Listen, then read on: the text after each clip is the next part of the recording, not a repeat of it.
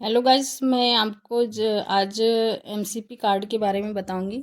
मातृ एवं बाल सुरक्षा कार्ड जिसे कहते हैं, और हम अपनी ग्रामीण भाषा में जिसे टीकाकरण कार्ड कहते हैं। पहले हमारे पास में एमसीपी कार्ड इस प्रकार का हुआ करता था, लेकिन यही कार्ड बदल करके अब इस प्रकार का हो गया है। ये ज़रूरत इसलिए पड़ी कि सीडीआर और एमडीआर को कम करने के लिए, ताकि इसमें जो चीज़ें इस कार्ड में नहीं आ पाई थी वो काफ़ी जानकारी भरने के लिए इस कार्ड में ऐड किया गया है, ताकि महिला की संपूर्ण जानकारी इस कार्ड में आ सके। और जब भी महिला कहीं जाए या फिर कहीं भी प्रसव करवाने जाए तो उसका नियमित और उचित प्रबंधन किया जा सके। और जो भी कार्ड में जांचें भरी रहेगी या फिर जो भी जानकारी महिला की है उसे इस कार्ड में जो भरा गया है उसके हिसाब से महिला को उचित जांच की, जिस चीज़ की उसकी आवश्यकता है उसे जांच की वो जांच मिल सके। तो चलिए हम चालू करते हैं कि महिला का जो भी जानकारी है और जो भी जांचें हैं इस कार्ड में किस प्रकार से भरेंगे। तो सबसे पहले लिखा हुआ है कि राष्ट्रीय स्वास्थ्य मिशन मध्य प्रदेश मातृ एवं बाल सुरक्षा कार्ड, जिसे एमसीपी कार्ड कहते हैं, क्या गर्भावस्था हाई रिस्क है, हाँ या नहीं। यदि महिला जो अंदर जो जांचें भरी जाएगी उसके हिसाब से यदि महिला हाई रिस्क है, उसकी गर्भावस्था किसी प्रकार से या किसी भी कारण से हाई रिस्क है, तो हाँ पर टिक मार्क किया जाता है यदि महिला हाई रिस्क पाई जाती है। और यदि हाई रिस्क महिला नहीं है तो नहीं पे टिक मार्क किया जाता है, ताकि जब भी कार्ड कहीं भी लेकर के महिला जाए तो उसकी जांच के दौरान या फिर डिलीवरी के दौरान जब भी कार्ड किसी स्टाफ के हाथ में आए तो वह कार्ड देखते ही समझ जाए कि महिला को उचित उपचार के सहारे की ज़रूरत है या फिर सही प्रबंधन उसका किस प्रकार से करना पड़ेगा। महिला हाई रिस्क है तो उसकी सही प्रकार से देखभाल किस प्रकार से करनी पड़ेगी, वो कार्ड देखते से ही समझ जाता है। अब हम देखते हैं कि हाई रिस्क के कारण क्या है वो भी लिखना पड़ेगा यहाँ पे। यदि महिला हाई रिस्क है तो किस कारण से हाई रिस्क है वो यहाँ पे लिखा जाएगा। गर्भवती महिला का नाम, उसकी उम्र, उसका मोबाइल नंबर और महिला जिस गांव में रहती है उसका पता लिखा जाएगा यहाँ, और किस ब्लॉक में वो रहती है और किस जिले की वो रहने वाली है उसे यहाँ पे रिकॉर्ड करेंगे। उसके बाद में संस्थान का परिचय, उसमें उप स्वास्थ्य केंद्र का नाम, उप स्वास्थ्य केंद्र का नाम, उस उप स्वास्थ्य केंद्र का नाम यहाँ पे आएगा कि जैसे कोई महिला है किसी गांव में रहती है तो उस गांव में जो उप स्वास्थ्य केंद्र है या फिर उसके एरिया में जो उस फील्ड में जो एनएम सिस्टर काम कर रही है वो किस उप स्वास्थ्य केंद्र में पदस्थ है, और जो महिला रह रही है वो किस एनएम के फील्ड में आती है, उस स्वास्थ्य केंद्र का नाम यहाँ पे आएगा। महिला के गांव का नाम आएगा, उसके ब्लॉक का विकासखंड का नाम यहाँ आएगा, जिला का नाम, किस जिले में वो रहती है उस जिले का नाम यहाँ पे रिकॉर्ड किया जाएगा।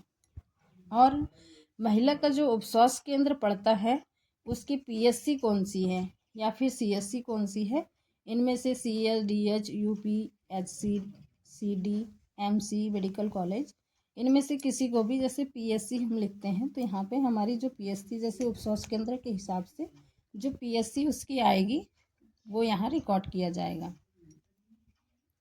अब उप स्वास्थ्य केंद्र में जो सीएचओ पदस्थ है उनका नाम यहाँ पे आएगा, सीएचओ का मोबाइल नंबर यहाँ आएगा, एनएम सिस्टर जो उप स्वास्थ्य केंद्र की एनएम सिस्टर है उनका नाम आएगा, मोबाइल नंबर, आपके उस महिला के गांव की जो आशा कार्यकर्ता है उसका नाम यहाँ आएगा, उसका मोबाइल नंबर यहाँ लिखेंगे।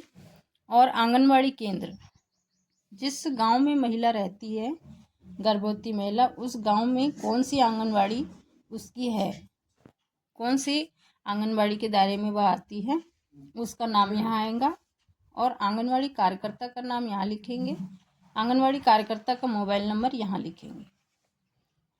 स्थायी ग्राम स्वास्थ्य पोषण एवं स्वच्छता दिवस के आयोजन का दिन, जैसे महिला जांच के लिए जाती है जब आंगनबाड़ी में वह जाती है या फिर उप स्वास्थ्य केंद्र में वह जांच के दौरान जाती है तो वह दिन कौन सा होता है। एक निश्चित और नियत दिन होता है कि उसी दिन विएचएनडी करी जाती है, उस दिन का नाम यहाँ पे आएगा। जैसे ज़्यादातर मंगलवार और शुक्रवार को विएचएनडी का आयोजन किया जाता है तो वही दिन यहाँ पे लिखेंगे। रेफरल, यदि महिला किसी प्रकार से दिक्कत में है या फिर महिला रिस्क में है या फिर उसको जांच की ज़रूरत है और यदि उसको रेफ़र किया जाता है तो रेफरल संस्था का नाम यहाँ पे आता है। जैसे कि सबसे पहले हम लोग पीएससी में रेफ़र करते हैं। उप स्वास्थ्य केंद्र में यदि महिला है तो पीएससी में रेफ़र होगी, उसके बाद सीएससी में, उसके बाद डीएच में। उस हिसाब से यहाँ पे उस केंद्र का नाम लिखते हैं। अब हम देखेंगे कि एमसीपी कार्ड के दौरान शुरुआत में क्या क्या भरना रहता है। जब हम एमसीपी कार्ड को पढ़ते हैं, लिखते हैं, तो उसमें देखते हैं कि सबसे पहले लिखा जाता है कि क्या गर्भावस्था हाई रिस्क है। जैसे कि हमने पहले बताया कि यदि महिला हाई रिस्क है किसी कारण से तो उसको चिन्हांकित किया जाता है हाँ पे, और यदि महिला हाई रिस्क गर्भावस्था में नहीं है तो उसे चिन्हांकित नहीं पे किया जाता है। सबसे पहले लिखते हैं कि परिवार का परिचय। यहाँ पे महिला का नाम आएगा, महिला की आयु मतलब कितने साल की वो है, उसकी उम्र यहाँ लिखी जाएगी। यहाँ पे लिखते हैं पति का नाम। किसी कारणवश यदि महिला के पति का नाम उसे पता नहीं है तब पिता का नाम भी यहाँ लिख सकते हैं। उसका पता, महिला किस गांव की रहने वाली है उसके गांव का नाम यहाँ आएगा, और किस वार्ड की वो रहने वाली है वहाँ यहाँ पे उसका नाम गांव वार्ड का नाम लिखेंगे। विकास खंड, ब्लॉक क्या है उसका, और जिला कौन सा है। महिला के पास यदि मोबाइल नंबर है तो उसे यहाँ लिखते हैं, और यदि उसके पति या पिता के पास का मोबाइल नंबर यहाँ पे लिखा जाता है। वित्तीय स्थिति बीपीएल एपीएल, महिला बीपीएल धारक है या फिर एपीएल धारक है उसके हिसाब से यहाँ पे टिक मार्क किया जाता है। जाति क्या है महिला की, जाति एससी है, एसटी है, ओबीसी है या जनरल है, उसके हिसाब से टिक मार्क कर देते हैं। जैसे कि ये महिला ओबीसी है तो ओबीसी में टिक मार्क करेंगे। परिवार की समग्र आईडी, समग्र आईडी का डाटा उठा करके उसके परिवार की जो समग्र आईडी है, यदि महिला की समग्र आईडी अभी अपने पति के साथ में ऐड नहीं करी गई है तो यहाँ पे परिवार की जो आईडी आएगी उसके पति के परिवार की आईडी लिखेंगे, और महिला की समग्र आईडी नंबर यहाँ लिखेंगे, और पति या पिता की समग्र आईडी, यहाँ पे ज़्यादातर पति की समग्र आईडी लिखी जाती है। यहाँ पे लिखेंगे एमपीआरसीएच आईडी महिला, यहाँ पे महिला की एमपीआरसीएच आईडी लिखी जाती है। जब महिला का रजिस्ट्रेशन अनमोल पोर्टल पर कर दिया जाता है तो जब अनमोल पोर्टल पर रजिस्ट्रेशन होगा उसके बाद में एक आईडी जनरेट होती है, उसे हम एमपीआरसीएच आईडी कहते हैं। उस आईडी को यहाँ पे लिखा जाता है।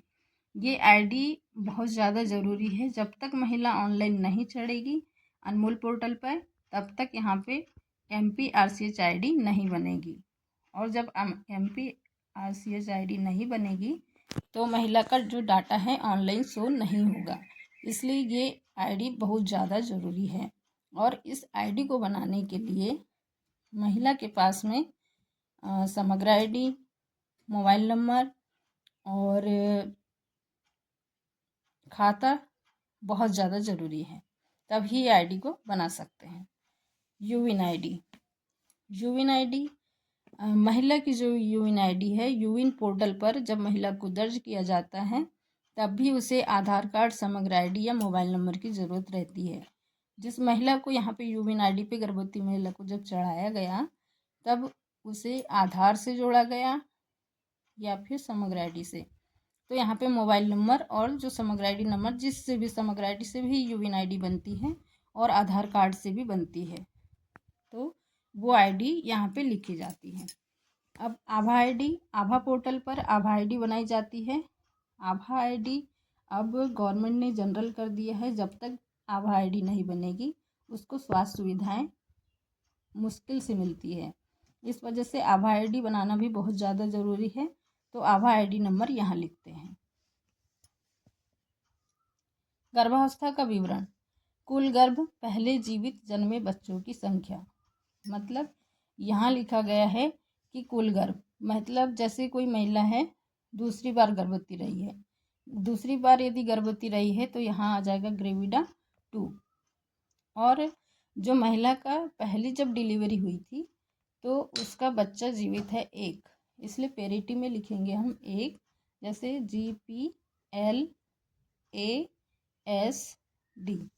इस प्रकार से इसको चिन्हांकित करते हैं। जैसे हमने बोला कि ये दूसरी गर्भवती में है महिला, तो ग्रेविडा 2 उसका पहले से एक बच्चा है, उसने जन्म दी जीवित बच्चे को, तो पेरिटी 1।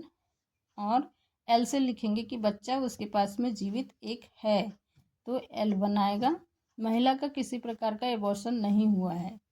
यदि एबॉर्शन रहता है तो यहाँ पे एक आए, यदि एक बार उसका एबॉर्शन हुआ है तो 1 लिखेंगे।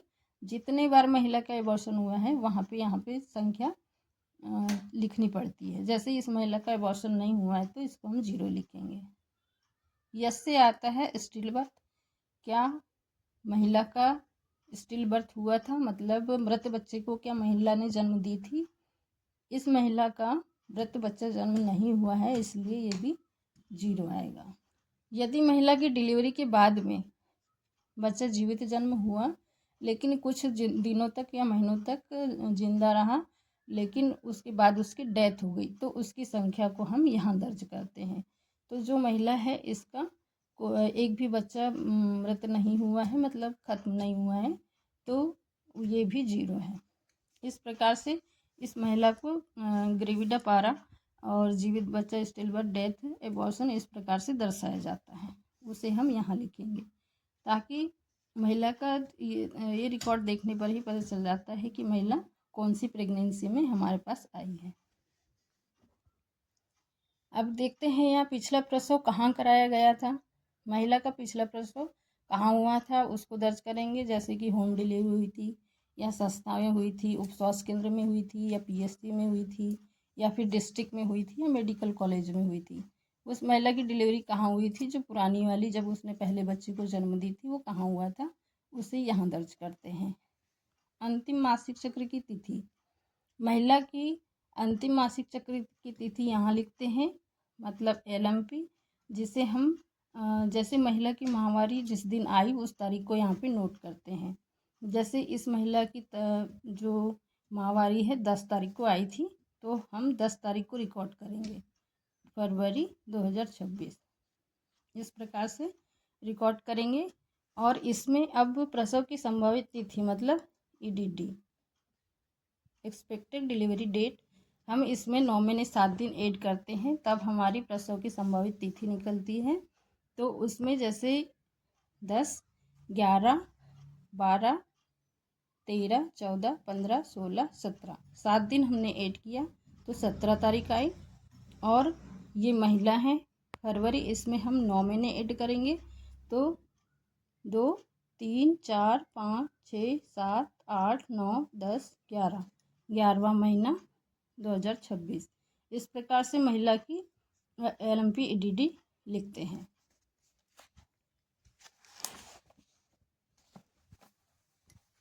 उसके बाद गर्भावस्था के दौरान नियमित जांच एवं हाइरिस्क की पहचान। कृपया सही जवाब पर निशान लगाएं। यदि किसी प्रकार से महिला हाइरिस्क है, जैसे कि पूर्व की बीमारियों के आधार पर, गर्भावस्था के पहले यदि महिला को इसमें से किसी भी प्रकार की बीमारी थी तो उसमें सही का निशान लगाते हैं। जैसे महिला को TB तो नहीं हुआ था, शुगर, मधुमेह, डायबिटीज़ तो नहीं था, BP तो नहीं बढ़ता था महिला का, RH निगेटिव ब्लड निगेटिव मतलब ग्रुप जो RH निगेटिव तो नहीं था, जैसे कि A negative, B negative, AB negative, इस प्रकार का ब्लड ग्रुप तो नहीं है महिला का। हेपेटाइटिस B की बीमारी तो नहीं थी, HIV तो नहीं हुआ था, ART STI तो नहीं था, हृदय रोग, मिर्गी के दौरे तो महिला को नहीं आते थे, अस्थमा की तो बीमारी नहीं थी, हाइपोथायराइड तो महिला को नहीं था, गुर्दे का रोग और थैलेसीमिया, इसमें से यदि किसी प्रकार की यदि रिस्क उसको थे, बीमारी यदि थी, तो वहाँ पे राइट का निशान लगाते हैं। जैसे कि महिला को हम अस्थमा की शिकायतें दी थी, तो इस प्रकार से राइट का निशान हम लगाते हैं। पूर्व प्रसव में जटिलता के आधार पर महिला का जो पहला डिलीवरी हुई जब वो पहली बार डिलीवर हो रही थी या हुई थी, तब उसे इनमें से किसी प्रकार की दिक्कत तो नहीं थी। जैसे कि उसकी पहली डिलीवरी सीजर से तो नहीं हुई, महिला उस समय बहुत ज़्यादा खून तो नहीं चला गया था, या एनीमिया में तो नहीं थी महिला, खून की कमी थी महिला को, सिकल सेल ट्रेट तो नहीं था, सिकल सेल डिसीज़ मतलब सिकल सेल की उसे बीमारी तो नहीं थी, दौरे तो नहीं आए थे उसको डिलीवरी के टाइम में, PIH प्रेगनेंसी के कारण उसे BP तो नहीं बढ़ता था उसका, APH तो नहीं था डिलीवरी के पहले, उसका BP तो नहीं बढ़ता था, या तो डिलीवरी के दौरान PPS तो नहीं हुआ, बहुत ज़्यादा खून तो नहीं गया महिला का, या उस समय की जो पुरानी डिलीवरी है उसमें बार बार उसे गर्भपात तो नहीं हो रहे थे, या फिर डिलीवरी के समय मृत जन्म शिशु तो पैदा नहीं हुआ। GDM वाली महिला तो नहीं थी। अवरुद्ध प्रसव मतलब बार बार उसको दर्द तो आ रहे थे, लेकिन रुक रुक के दर्द आ रहे थे, डिलीवरी में काफ़ी टाइम लग रहा था, ऐसी कोई समस्या तो नहीं थी। या महिला को ब्लड ट्रांसफ्यूजन तो नहीं था, मतलब खून तो नहीं चढ़ा था। महिला की उस बार की डिलीवरी में क्या महिला ने जुड़वा बच्चे को जन्म दिया था। समय पर प्रसव, समय पूर्व प्रसव मतलब समय के पहले ही प्रसव तो नहीं हो गया था उस बार। जन्मजात विसंगति तो नहीं थी, मतलब जिस बच्चे को उन्हें जन्म दिया उसमें किसी प्रकार की जन्मजात विसंगतियां तो नहीं पाई गई थी। यदि इनमें से कोई भी समस्या होगी तो इसे उसमें भी हम सही का निशान, राइट का निशान लगा करके रखते हैं। टीबी के लक्षण, 2 हफ्ते से ज़्यादा यदि खांसी आती है तो ये टीबी के लक्षण हैं। भूख न लगना, वजन न बढ़ना, खांसी के साथ में खून का आना, ये टीबी के लक्षण हैं। पारिवारिक इतिहास, महिला का जो पारिवारिक इतिहास है उसमें किसी को शुगर की बीमारी, डायबिटीज़, मधुमेह जिसे हम कहते हैं, उसकी बीमारी तो नहीं थी। हाइपरटेंशन की BP बढ़ने वाली कोई शिकायत तो नहीं है उनके परिवार में। टीबी वाला कोई मरीज़ तो नहीं है महिला के परिवार में। सिकल सेल वाला कोई हिस्ट्री तो नहीं है, अब उनके परिवार में किसी को सिकल सेल की शिकायत तो नहीं है। थैलेसीमिया जैसी कोई शिकायत तो उसके परिवार वाले में, मतलब जो सदस्य हैं उनमें किसी को ये शिकायत तो नहीं है। यदि शिकायत है तो इनमें भी राइट का निशान लगाना है। गर्भवती महिला का व्यक्तिगत इतिहास, यदि यह महिला जो गर्भवती महिला है तंबाकू, गुटखे का सेवन, नशीले पदार्थों का सेवन, शराब का सेवन, बीड़ी सिगरेट का सेवन, यदि यह महिला खाती है या इन चीज़ों का सेवन करती है तो महिला हाई रिस्क की गिनती में आती है, तब भी हमें राइट का निशान लगाना है। वर्तमान गर्भावस्था में हाई रिस्क स्थिति, उच्च रक्तचाप, महिला का इस गर्भावस्था के दौरान BP तो नहीं बढ़ रहा है, जैसे कि BP 120/80 नॉर्मल कहलाता है। यदि महिला का BP 140 और 90 के ऊपर जा रहा है तब महिला का उच्च रक्तचाप बढ़ रहा है, उसे हम टिक मार्क करते हैं।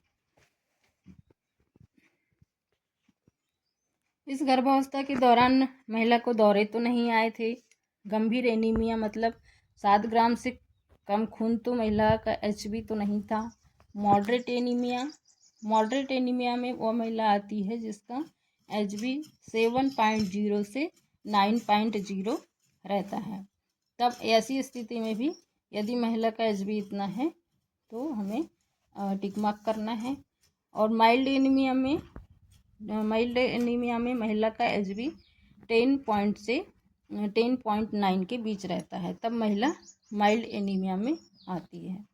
सिकल सेल रोगी, महिला सिकल सेल वाली तो नहीं है, पॉजिटिव तो नहीं है सिकल सेल टेड, महिला सिकल सेल रोगी तो नहीं है, महिला GDM वाली तो नहीं है। यदि इस गर्भावस्था के दौरान भी इनमें से कोई भी लक्षण यदि महिला को है तो उसमें टिक मार्क करना है, महिला हाई रिस्क रहेगी। तब जो सामने में हमारा सिंबल दिख रहा था रेड कलर में, महिला हाई रिस्क दिखाई दे रही थी हाँ या नहीं वाला, वहाँ पे इन कंडीशनों में वहाँ पे हाई रिस्क का निशान हमें लगाना है।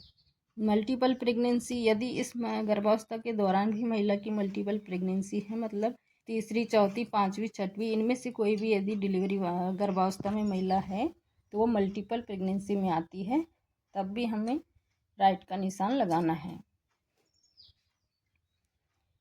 इस गर्भावस्था के दौरान महिला में HIV तो नहीं है, सिफिलिस की बीमारी तो नहीं हो गई, हेपेटाइटिस तो नहीं है उसे, टीबी की बीमारी तो नहीं है। यदि महिला का MUC 19 सेंटीमीटर से कम है तब भी महिला हाई रिस्क होगी। गर्भावस्था में मलेरिया या कोई भी बुखार लंबे दिनों से उसको है तब भी महिला हाई रिस्क कहलाती है। पहली तिमाही के बाद मासिक वजन, इसमें महिला जैसे कि पहली तिमाही मतलब 12 सप्ताह के बाद यदि महिला का हर महीने 500 किलोग्राम से कम बढ़ रहा है वजन या फिर 3 किलो से अधिक बढ़ रहा है वजन तब भी महिला हाई रिस्क में होती है। योनि से यदि उसको रक्तस्राव हो रहा है तब भी महिला हाई रिस्क कहलाती है। भ्रूण की हरकत में कमी, यदि महिला का जो बेबी है गर्भावस्था में है, बच्चा पेट में है उसका, और कम से 12 घंटों में भ्रूण की हरकत कम से कम 10 बार नहीं हो पा रही है, 10 बार या 12 बार तक यदि महिला की जो बच्चा है घूम नहीं रहा है, उसे महसूस नहीं हो रहा है, बहुत कम हरकतें बच्चे की महसूस हो रही है या फिर बहुत ज़्यादा हो रही है तब भी महिला हाई रिस्क में आती है। गर्भावस्था के दौरान नियमित जांच अनिवार्य है, जैसे कि महिला TD के 2 टीके लगवाएं। पहला टीका गर्भावस्था की पुष्टि होने पर और दूसरा टीका 1 माह के बाद। महिला को जब भी गर्भावस्था का पता चलता है तो उसे अपने एनम सिस्टर से संपर्क करना चाहिए, अपनी आशा बहन जी से संपर्क करना चाहिए और अपनी आंगनवाड़ी कार्यकर्ता, इनमें से किसी से भी संपर्क करके अपना टीकाकरण कार्ड बनवाना चाहिए, जिसमें कि उसकी सारी जांचें होगी। और जब भी महिला केंद्र पर आएगी उसे पहला टीटनेस का टीका, TD का टीका लगाया जाएगा और यहाँ पे जिस तारीख को उसे टीका लगाया गया वो तारीख यहाँ नोट करेंगे। और जैसे कि महिला प्राइमरी ग्रेविडा है तो उसको दोनों टीके लगते हैं 1 महीने के अंतराल में, और यदि महिला सेकेंड ग्रेविडा है और उसने 3 साल के पहले ही दोबारा वो गर्भवती हो गई है तो उसे एक ही बूस्टर डोज दिया जाता है। TD की एक बूस्टर खुराक दीजिए यदि पिछले 3 साल में टीका लगाया गया था।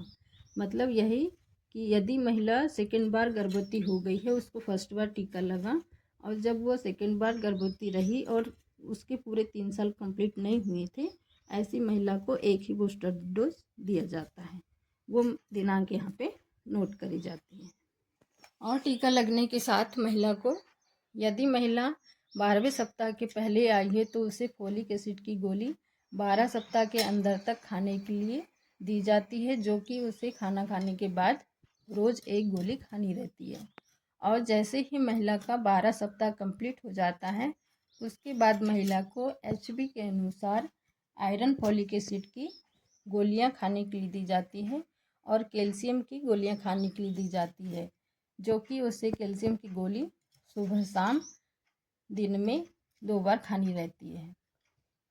महिला को जब भी कैल्शियम की गोली दी जाती है और आयरन की गोली दी जाती है तो ये बताया जाता है कि उसे आयरन की गोली कैसे खाना है। उसे यदि अच्छे से नहीं पच रही तो कुछ भी खट्टे के साथ में आयरन की गोली वह जब खाएगी तो आयरन की गोली अच्छे से पच पाएगी। और ये भी इस बात का भी ध्यान रखना चाहिए कि जब भी वह आयरन की गोली खाएगी तो कम से कम 1 घंटे के बाद वह कैल्शियम की गोली खाएगी। यदि आयरन और कैल्शियम की गोली साथ में ली जाती है तो उससे पूरा फायदा दवाइयों का नहीं मिल पाता है। अब हम देखेंगे आगे कि जेस्टोसिस स्कोर, इस कॉलम को हम महिला को हाई रिस्क चिन्हित करने के लिए और महिला को प्री एक्लेम्सिया से बचाने के लिए इस कॉलम को जेस्टोसिस स्कोर को हम किस प्रकार से भरते हैं ताकि महिला को प्री एक्लेम्सिया से बचाया जा सके। गर्भावस्था में उच्च रक्तचाप से बचाव करने के लिए उपयोगी हर ANC विजिट के दौरान चिन्हित किया जाना चाहिए, जैसे कि माइल्ड जोखिम कारक।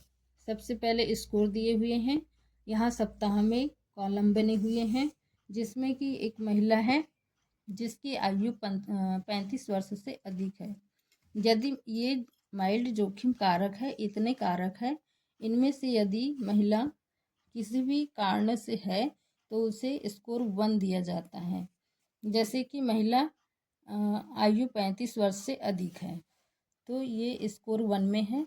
यदि वही महिला 34 वर्ष में थी और 12 सप्ताह में आई तब भी यह 34 वर्ष में थी, लेकिन 18 सप्ताह जैसे ही ये 16 सप्ताह में हमारे पास गर्भावस्था में आई तो यह 35 वर्ष इसका चालू हो गया, तो यहाँ पे हमारा स्कोर 1 आ जाएगा।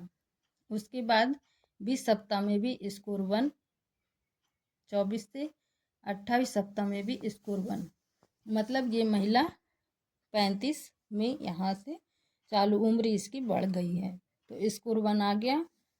अब आयु 19 वर्ष से कम वाली महिला भी माइल्ड जोखिम में आती है, जिससे यदि महिला की उम्र 19 वर्ष से कम है तो यह पूरे इसमें कॉलम में जैसे 12, 16, 20, 24 से 28 सप्ताह में कॉलम स्कोर इसका 1 ही जाएगा।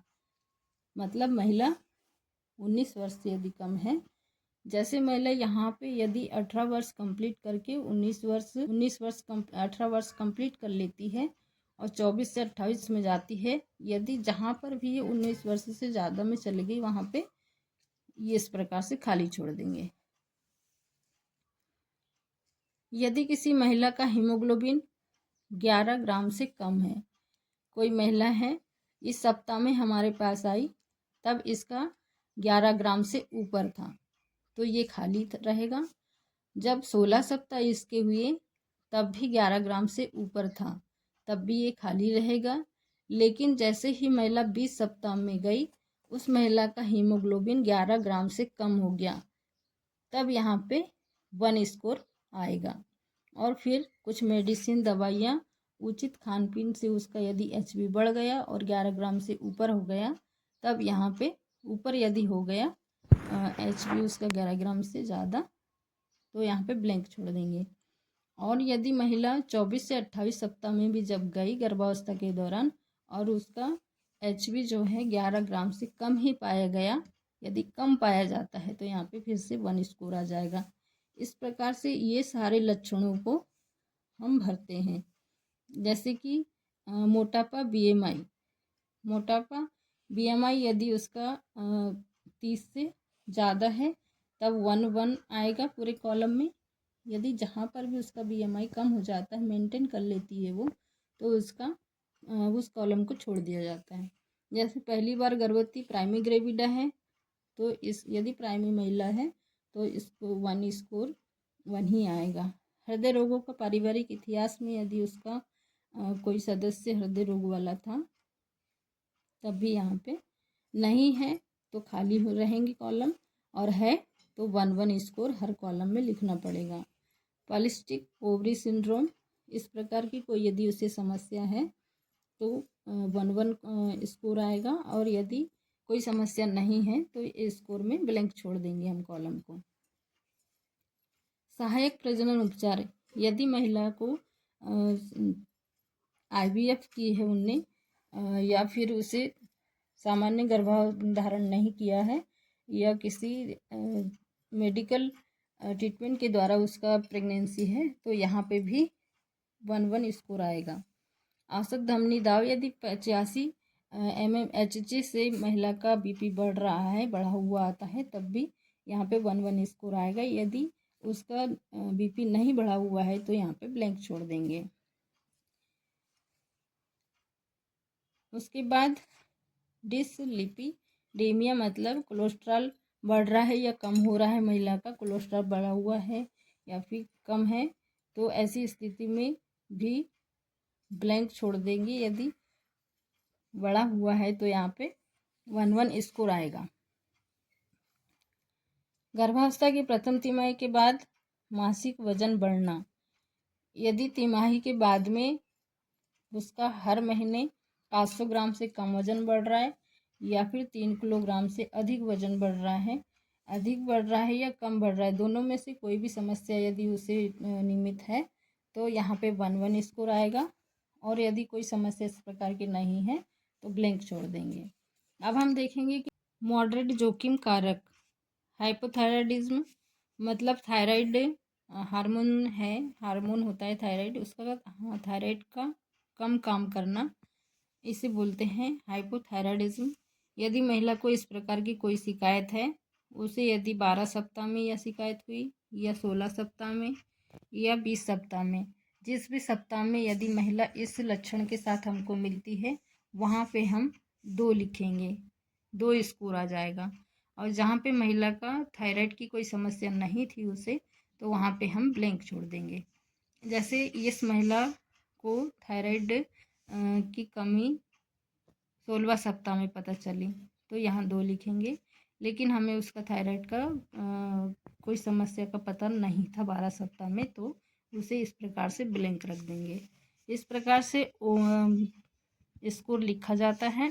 गर्भकालिक मधुमेह मतलब यदि प्रेगनेंसी के कारण महिला को डायबिटीज़ की शिकायत हुई है, यदि उसे 12 सप्ताह में हुई यह शिकायत, 16 सप्ताह में हुई या 20 सप्ताह में हुई, जिस भी सप्ताह में उसको यह शिकायत के दौरान महिला पाई, उस कॉलम में हम उस सप्ताह के दौरान उसी कॉलम में हम 2 स्कोर लिखेंगे।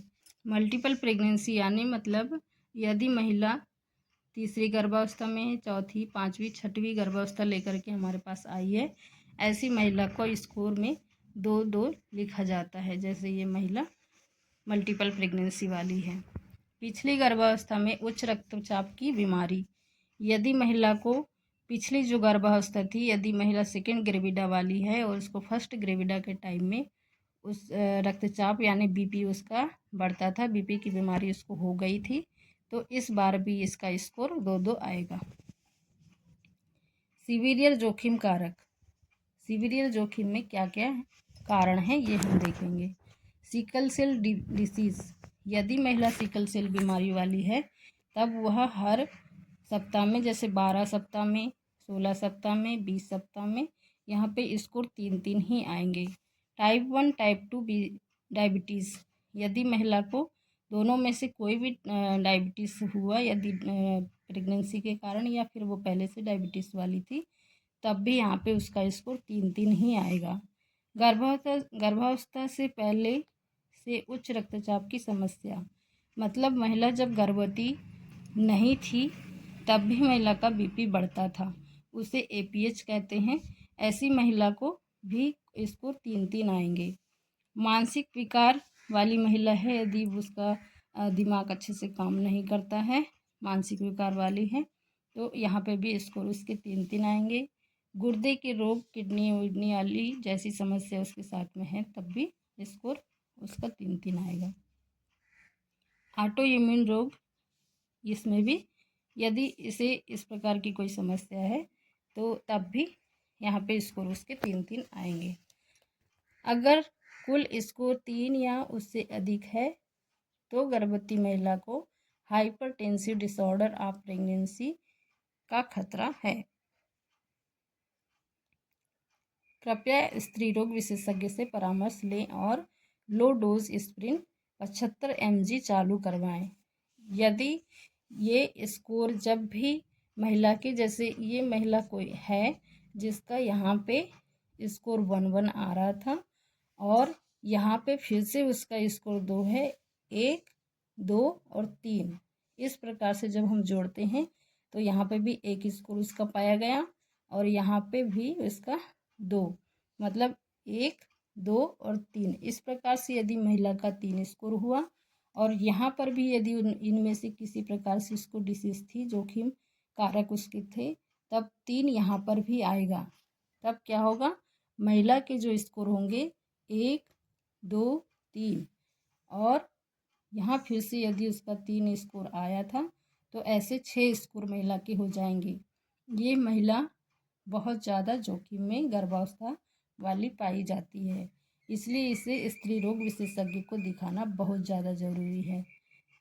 इस कार्ड के माध्यम से हम महिला को बचा सकते हैं और उसकी जो भी चिन्हित कर सकते हैं कि महिला कितनी हाई रिस्क प्रेगनेंसी में है। गर्भावस्था के दौरान आयरन सुक्रोज एवं एफसीएम को किस प्रकार से लगाएंगे। इंजेक्शन आयरन सुक्रोज का विवरण, जब भी महिला को आयरन सुक्रोज लगाए जाएंगे तो कौन सी डेट में लगाए गए यहाँ पे वो डेट को लिखेंगे। और एफसीएम यदि महिला को लगा है तो किस दिनांक में लगा है और कितनी खुराक दी गई है। पहली तारीख को कितना डोज किस संस्था में लगाया गया और कितना डोज दिया गया, और जब दोबारा उसे लगा एफसीएम तो किस तारीख को लगाया गया, किस संस्था में लगाया गया और कितना डोज उसे दिया गया, ये यहाँ पे नोट करेंगे। यदि महिला के स्कोर के हिसाब से यदि महिला की एस्पिरिन जो टेबलेट है वो चालू यदि हो गई है तो वो किस किस दिनांक को कितनी कितनी उसे दी गई, ये उसका रिकॉर्ड यहाँ रहेगा।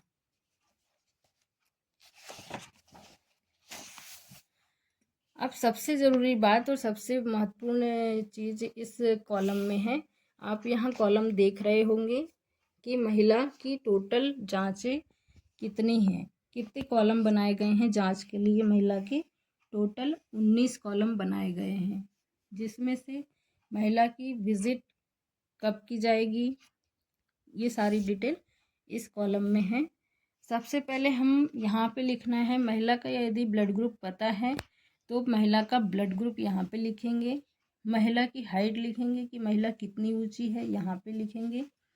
और बीएमआई केवल 20 सप्ताह पहले, केवल 20 सप्ताह से पहले हमें लेना है।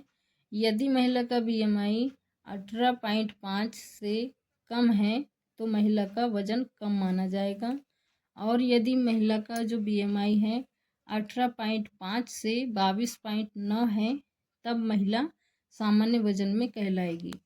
और यदि महिला का बीएमआई 23 से 24.9 है तब महिला का वजन माना जाएगा अधिक। और यदि महिला 25 से अधिक बीएमआई में आती है तो वह मोटापा की श्रेणी में आएगी। ये भी महिला के हाई रिस्क के लक्षण हैं। अब यहाँ पे देखेंगे एमयूसी केवल पहली विजिट में ही करना है। पहली विजिट महिला की कहलाती 12 सप्ताह। इसमें महिला का देखना है कि महिला 19 सेंटीमीटर से कम है यदि एमयूसी महिला का तो महिला गंभीर कुपोषित है, और 21 सेंटीमीटर से कम तो मध्यम कुपोषित है, और यदि महिला 23 सेंटीमीटर से कम पाई जाती है एमयूसी में तो महिला का जो है एमयूसी सामान्य कहलाता है।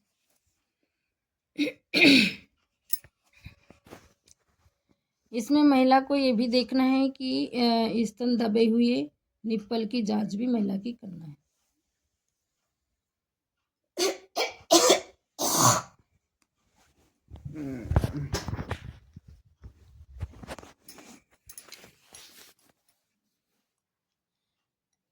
बोलो।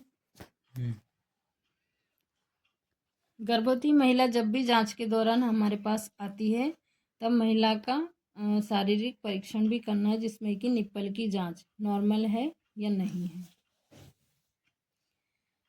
प्रधानमंत्री सुरक्षित मातृत्व अभियान EMSMA की प्रविष्टि भी यह किया जाना सुनिश्चित करें। मतलब ये जांचें हमको करनी है, जिसमें कि सबसे पहले ANC विजिट की दिनांक। जब भी महिला हमारे पास में आती है तो उसका दिनांक लिखना है कि वो किस तारीख को आई है, और संस्था का प्रकार एवं ANC विजिट का स्थान। हमारे पास महिला BHND में आई है या फिर वह PSC में जांच कराने गई थी, या फिर DH में उसने जांच कराई है, या CSC में करवाई है, या मेडिकल कॉलेज में करवाई है, या फिर कहीं उसमें प्राइवेट जांच करवाई है। जो भी जांच उसके कार्ड में लिखी होगी वह जांच उसने कहाँ करवाई है, किस दिनांक को करवाई है, वो इस कॉलम में आएगा।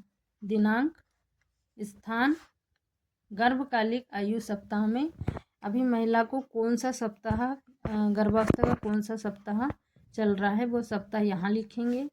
उस सप्ताह उस जांच के दौरान महिला का वजन कितना था उसे यहाँ लिखेंगे। महिला का BP कितना था उसे यहाँ लिखेंगे। हीमोग्लोबिन कितने ग्राम था, महिला का हीमोग्लोबिन HB कितना था उसे इस कॉलम में लिखा जाता है। प्रसव पूर्व जांच विवरण, मूत्र परीक्षण।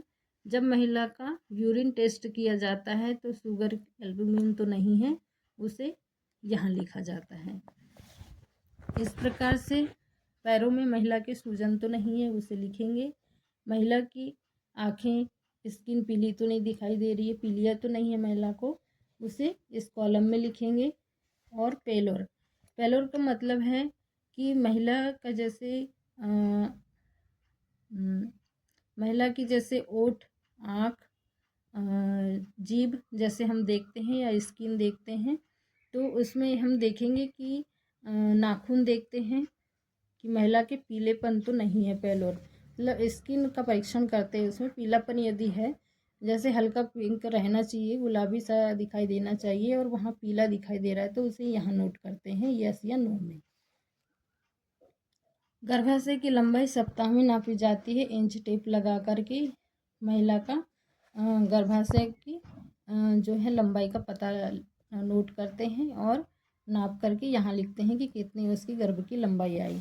बनावट, यदि महिला के पेट को देख करके, छू करके, महसूस करके वो पता करते हैं कि महिला के जो स्थिति है, बनावट जो है गर्भ की, पेट का आकार सही है या नहीं।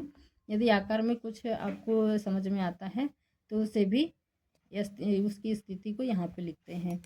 गर्भ शिशु की प्रति मिनट हृदय गति मतलब FHR, FHS बच्चे का यहाँ लिखते हैं, कितने मिनट में बच्चे का FHS कितना आ रहा है। जैसे कि 120 से 160 के बीच में बच्चे की FHS होनी चाहिए, उसे यहाँ नोट करते हैं। फोलिक एसिड की संख्या, महिला जब 12वें सप्ताह के अंदर हमारे पास में आती है जांच करवाने के लिए, तो उसे फोलिक एसिड की गोलियां दी जाती है। जैसे कि कोई महिला हमारे पास में दूसरे महीने में आई, अब उसके पास में 12 सप्ताह कंप्लीट होने के लिए मात्र एक ही महीना है, तो ऐसी स्थिति में उसे 30 गोली दी जाएगी, जो कि उसको दिन में एक बार खाना खाने के बाद खाना रहता है। उसे पहली तिमाही तक ही ये गोली दी जाती है। उसकी संख्या हम यहाँ नोट करेंगे।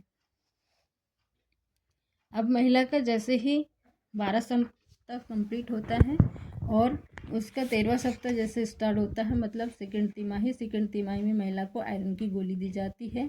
HB के अनुसार यदि महिला का HB 11 ग्राम से कम है तो उसे 60 गोली एक महीने में देंगे, और यदि महिला का HB 11 ग्राम से अधिक है तो उस महिला को 30 गोली प्रतिदिन एक गोली खाने के लिए दी जाती है, तो उसे हम 30 देंगे। और कैल्शियम की सुबह शाम एक एक गोली खाने के लिए दी जाती है। ऐसी एक महीने के लिए महिला को 60 गोली हम कैल्शियम की देते हैं। और किसके द्वारा जांच करी गई? NM के द्वारा करी गई, CHO के द्वारा करी गई, मेडिकल ऑफिसर के द्वारा की गई। किसके द्वारा जांच यह कंप्लीट की गई है, उसकी साइन हस्ताक्षर यहाँ रहते हैं।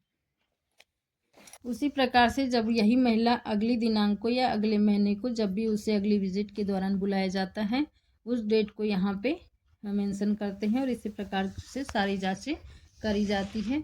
और जब यही महिला किसी कारणवश हाई रिस्क वाले लक्षण में दिखाई देती है या लगता है कि महिला हाई रिस्क में जा रही है, या कोई भी लक्षण उसे बढ़े हुए या कम दिखाई देते हैं, तो ऐसी स्थिति में इस महिला को इन्हीं जांचों के दौरान रिफ़र किया जाता है डॉक्टर के पास, स्त्री रोग विशेषज्ञ के पास जांच के लिए महिला को इसी कार्ड को लेकर के आगे भेजा जाता है।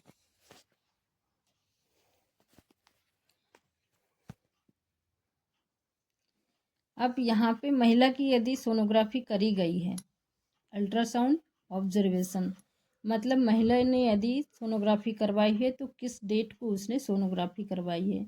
जैसे कि महिला को सोनोग्राफी के लिए पूरी गर्भावस्था में 2 बार सोनोग्राफी करवाने के लिए कहते हैं, तो उस डेट को लिखा जाता है और उसमें फिर लाई यानी स्थिति, बच्चे की स्थिति क्या है, बच्चे की FHS क्या है, फीटल म्यूटिलिटी क्या है, और प्लेसेंटा लोकलाइजेशन मतलब उस प्लेसेंटा के बारे में जो जानकारी है उसे यहाँ भरा जाता है, और इम्यूनिटी फ्लूइड कितना है वो यहाँ लिखा जाता है। इस प्रकार से यहाँ सोनोग्राफी में जो भी जानकारी मिली है, जो भी जांचों के दौरान पाया गया है, उस और किस तारीख को उसने सोनोग्राफी करवाई थी उसे इस कॉलम में मेंशन किया जाता है। जब इस महिला की सारी जांचें यहाँ पे हो जाती है, जैसे कि महिला को कम से कम 8 जांच करवानी रहती है, जैसे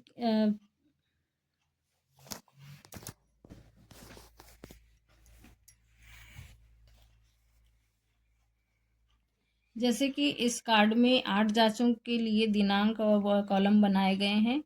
यदि महिला फर्स्ट एवं सेकंड थर्ड जांच के दौरान ही पाई जाती है कि महिला यदि हाई रिस्क में नहीं जा रही है, महिला नॉर्मल है, उसकी डिलीवरी नॉर्मल तरीके से हो सकती है, तो इस महिला की जो होगी 6 ही जांचें करनी पड़ेगी। लेकिन यदि महिला हाई रिस्क में है, हाई रिस्क में जा रही, किसी कारण से उसे बीपी बढ़ रहा है या फिर इनमें से कोई भी समस्या उसे है, तब महिला को पूरी 8 जांचें करवानी रहती है। महिला को पूरी 8 विजिट करवानी रहती है। हाई रिस्क महिला के लिए 8 विजिट है और जो नॉर्मल प्रेगनेंसी वाली महिला है उसके लिए 6 विजिट है।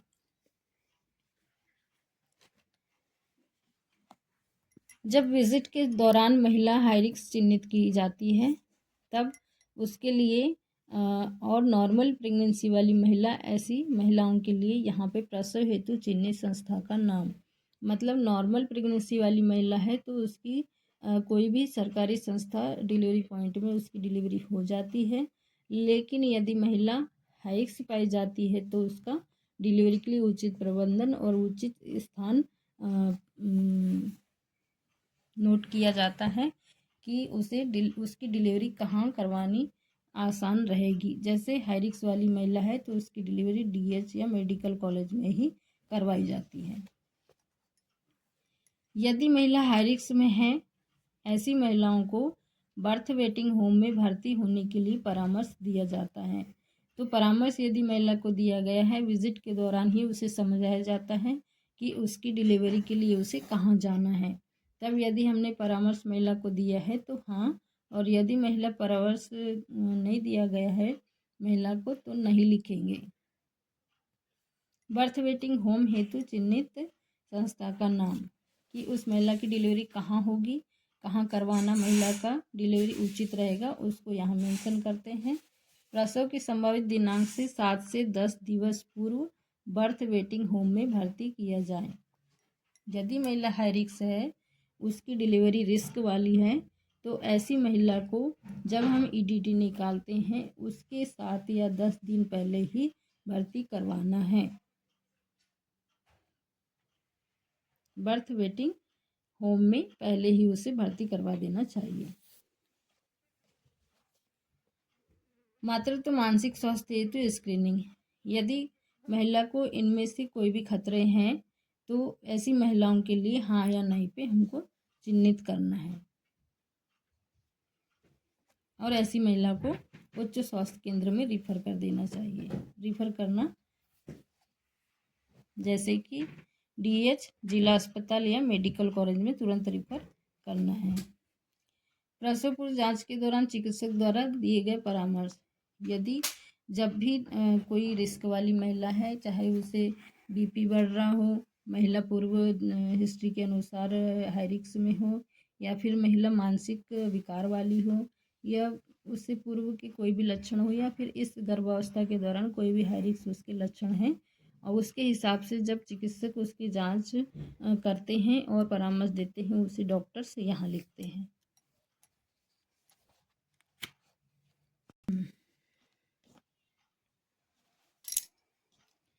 महिला के प्रसव पूर्व जांच का विवरण। प्रसव के पूर्व महिला का जो जांच का विवरण है, जैसे कि महिला सिकल सेल एनीमिया वाली तो नहीं है। सिकल सेल वाली यदि महिला है तो सिकल सेल की यदि उसकी जांच हुई तो महिला ट्रेड में आ रही है, या महिला रोगी में आ रही है, सिकल सेल रोगी में, या फिर सिकल सेल जांच के दौरान महिला निगेटिव में है, उसे चिन्हांकित यहाँ पे टिक मार्क करना पड़ता है। जैसे कि जब महिला का सिकल से जांच हुआ तो महिला निगेटिव पाई गई तो यहाँ पे सही का निशान लगाएंगे। यदि महिला एसएस में है तो यहाँ, और यदि महिला एएस में है तो यहाँ। सिफिलिस की यदि बीमार उसकी जांच करी गई है तो महिला पॉजिटिव आई या निगेटिव आई, उसे चिन्हांकित करते हैं। महिला यदि गर्भावस्था के दौरान एचआईवी में है तो एचआईवी जब जांच किया गया तो वह निगेटिव पाई गई, या फिर उसे पॉजिटिव आने पर ICTC में रिफ़र किया गया, इसे चिन्हांकित करना है। हेपेटाइटिस बी की जांच करने पर महिला निगेटिव है या पॉजिटिव है उसे भी यहाँ पे चिन्हांकित करना है। टीएचएस तो नहीं है महिला को, उसके हिसाब से उसे लिखना है एस या नो। और एफटीए तो नहीं है महिला का, थायराइड कोई समस्या तो नहीं थी उसे, वो हमें लिखना है। गर्भकालिक मधुमेह जीडीएम, महिला की जीडीएम की जांच करनी है। जांच किस तारीख को की गई? जैसे हम प्रथम एएनसी जांच पर, जब भी महिला हमको पहली बार मिलती है, जब हम उसको पहली बार विजिट में बुलाते हैं, जब वो हमारे पास में पहली बार जांच करवाने आती है, तब उसका ओजीटीटी करना है और किस दिनांक को किए हमने उसको लिखना है, और क्या रीडिंग आई, कितना एमजीडीएल आया उसे यहाँ लिखना है। उसके बाद अगली बार ओजीटीटी महिला का 24 से 28 सप्ताह के बीच करना है, उस दिनांक को यहाँ लिखना है और जो भी रीडिंग आई उसे यहाँ लिखना है। जीडीएम पॉजिटिव की पीपीबीएस जांच, मतलब जो गर्भवती महिला है उसे खाना खाने के बाद, जब हमने 1 घंटे बाद शुगर की जांच करी या फिर 2 घंटे बाद, खाना खाने के 2 घंटे बाद शुगर की जांच करी, उसकी रीडिंग हम यहाँ लिखेंगे। जब भी महिला हमारे पास खाना खाने के बाद में शुगर जांच के लिए आती है तो उस दिन का तारीख और उसके बाद में खाना खाने के 1 घंटे बाद की रीडिंग या फिर खाना खाने के 2 घंटे बाद की रीडिंग को हम यहाँ लिखते हैं। बारी बारी से जब महिला हमारे पास 1 या 2 बार जब भी आती है तो उस दिनांक को इस कॉलम में उतारते हैं और रीडिंग को यहाँ लिखते हैं। इस वीडियो में मेरे द्वारा आपको सारी जानकारी दी गई है कि कार्ड कैसे भरना है, और जो भी बीमारियों के बारे में बताया गया है उसे मैंने विस्तार से समझाया है, और कैसे इस कार्ड को भरना है, कैसे महिला हाई रिस्क से चिन्हांकित होगी और किसके द्वारा जांच कब करी जाएगी, कितनी महिलाओं की जांचें होगी, महिलाएं की जैसे साधारण प्रेगनेंसी वाली महिला की विज़िट कितनी, हाई रिस्क महिला की विज़िट कितनी, ये सारी चीज़ों को मैंने विस्तार से इस वीडियो के माध्यम से समझाया है। मेरा यह प्रयास है कि आपको अच्छे से समझ में आए, और जिस भी गर्भवती महिला के पास में यह कार्ड होगा उसे भी अपनी जांचों के बारे में पता रहे, और कहाँ कब और कितनी विजिट में उसे बुलाया जाएगा, उसे कार्ड का महत्व के बारे में मैंने बताया है। तो आप मेरी इस वीडियो को लाइक और सब्सक्राइब ज़रूर कीजिएगा, ताकि मैं आने वाले समय में आगे भी अच्छे से वीडियो बना पाऊँ और आपके लिए नई नई जानकारी लेकर के आऊँ। तो मेरे वीडियो को लाइक और सब्सक्राइब ज़रूर कीजिएगा। और यदि इस वीडियो में मेरे से कुछ गलतियाँ हो गई हो या फिर कुछ जानकारियाँ में कमी रह गई हो तो वो आप कमेंट सेक्शन में लिख सकते हैं, ताकि मैं आने वाली वीडियो में उसे ऐड कर सकूं। थैंक यू, धन्यवाद।